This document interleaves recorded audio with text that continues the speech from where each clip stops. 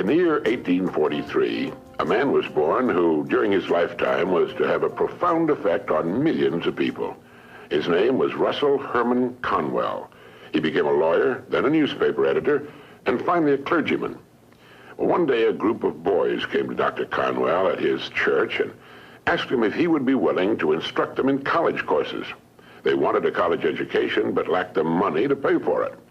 He told them that he'd do all he could, and as the boys left, a thought, an idea began to form in Dr. Conwell's mind. He asked himself, why couldn't there be a fine college for poor but deserving young men? Well, here was a great idea, and he went to work on it at once. Almost single-handedly, Dr. Conwell raised $7 million with which he founded one of the world's leading universities. And he raised the money by giving more than 6,000 lectures all over the country, and in each one of them, he told the story called Acres of Diamonds. The story was the account of an African farmer who heard tales about other settlers who had made millions by discovering diamond mines. And these tales so excited the farmer that he could hardly wait to sell his farm and search for diamonds himself. So he sold his farm and spent the rest of his life wandering the vast African continent, searching unsuccessfully for the gleaming gems which brought such high prices on the markets of the world. Finally, in a fit of despondency, broke and desperate, as I remember the story, he threw himself into a river and drowned. Now, meanwhile, the man who had bought his farm one day found a large and unusual stone in a stream which cut through the property. And the stone turned out to be a great diamond of enormous value. And he then discovered that the farm was covered with them, and it was to become one of the world's richest diamond mines. The first farmer had owned literally acres of diamonds, but had sold them for practically nothing in order to look for them elsewhere. If he'd only taken the time to study and prepare himself, to learn what diamonds looked like in their rough state, and had first thoroughly explored the land he owned, he would have found the millions he sought right on his own property. The thing about this story that so profoundly affected Dr. Conwell and subsequently millions of others was the idea that each of us is, at this moment, standing in the middle of his own acres of diamonds. If we will only have the wisdom and patience to intelligently and effectively explore the work in which we're now engaged, we'll usually find that it contains the riches we seek, whether they be financial or intangible or both. There's nothing more pitiful to my mind than the person who wastes his life running from one thing to another, forever looking for the pot of gold at the end of the rainbow, and never staying with one thing long enough to find it. No matter what your goal may be, perhaps the road to it can be found in the very thing in which you're now engaged. You see, the average man believes some businesses are better than others, instead of realizing the truth that there are no bad businesses. There are just those people who don't know enough to see the opportunities in the work they're in. No matter what our work happens to be, it's our business. We're the manager. If there seems to be no future or opportunity in it, it isn't always because it's not there, but perhaps only because we can't see it. A farmer once poked a tiny pumpkin into an empty jug. The pumpkin grew until it completely filled the jug and could grow no more. When the farmer broke the glass, he had a pumpkin exactly the size and shape of the jug. If we're not careful, each of us can do a similar thing. We can mistakenly poke ourselves into jugs that limit our growth. But it is we who do the poking, not the job, not the company, nor the territory, nor the economy, nor the times. We do it. People who become outstanding at their work are those who see their work as an opportunity for growth and development, and who prepare themselves for the opportunities which surround them every day. Preparation is the key. This means becoming so good, so competent at what we're now doing, we will actually force the opportunities we seek to come our way. It takes imagination, creative imagination, to know that diamonds don't look like diamonds in their rough state, nor does a pile of iron ore look like iron or steel.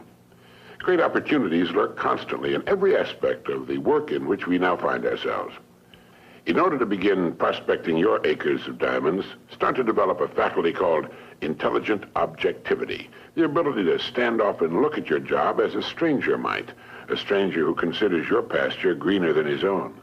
To do this, start at the beginning. Within the framework of what industry or profession does your job fall? Do you know all you can know about your industry? How did it begin? Why did it begin? Who started it and when? What's your industry's annual dollar volume? How fast has it grown during the past 20 years? What's its projected growth during the next 10 years? In short, start now to become a student of your industry. You'll be amazed at the results. In 5 years or less, you can become a national expert in your field. And it's the experts who write their own tickets in life. Surveys indicate that the great majority of people seem to look at their jobs as being as far as they can go, as the end of the line. They need to realize how really desperately an expanding and dynamic industry needs and seeks the uncommon person who is prepared to share in its growth, how richly it will reward this person of vision and action. On the other hand, those who are not preparing and growing are not just standing still. In relation to their industry, they're going backwards. So ask yourself, do I know as much about my job and my industry as a good doctor or lawyer knows about his job, his profession? You should, you know. This is the attitude of the person who wants to become a professional at what he does for a living. It's far more fun, many times more rewarding and interesting, and the real pro can ride out occasional storms in the economic seas in a safe boat built of research and preparation. In order to become a professional in a world of amateurs, we need to study 3 important subjects. 1, our company and the industry in which it operates. 2, our job and perhaps the next step upward in our career. And 3, we need to study people, since successfully serving and getting along with people will determine our success or failure. These are 3 subjects on which you can gradually build a fine home library. Your bookstore clerk will help you find the right books if you will tell him what you want to know. Frequently, all you need in order to make an enormous improvement is simply a reminder of things you've known but have forgotten. Perhaps this study and research in your job, your industry, and ways of increasing your service to others sounds like a big job. Well, it is.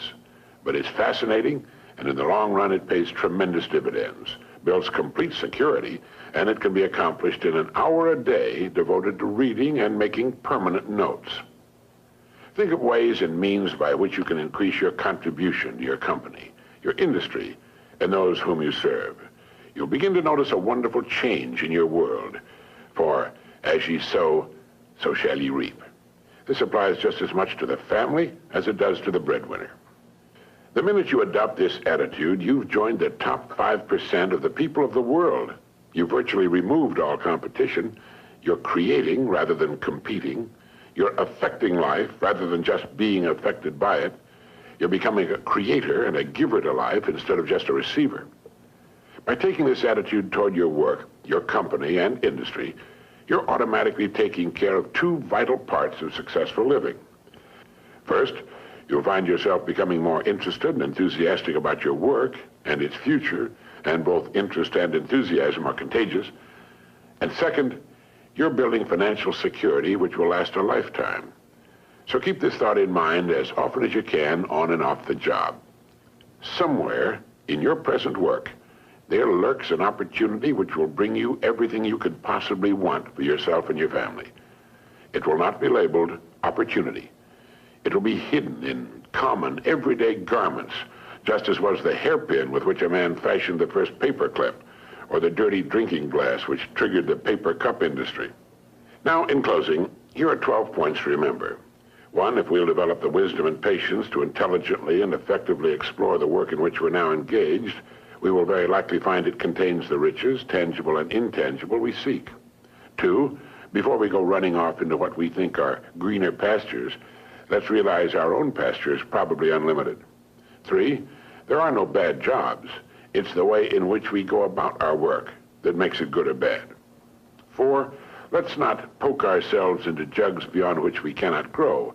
Let's avoid self-limitation.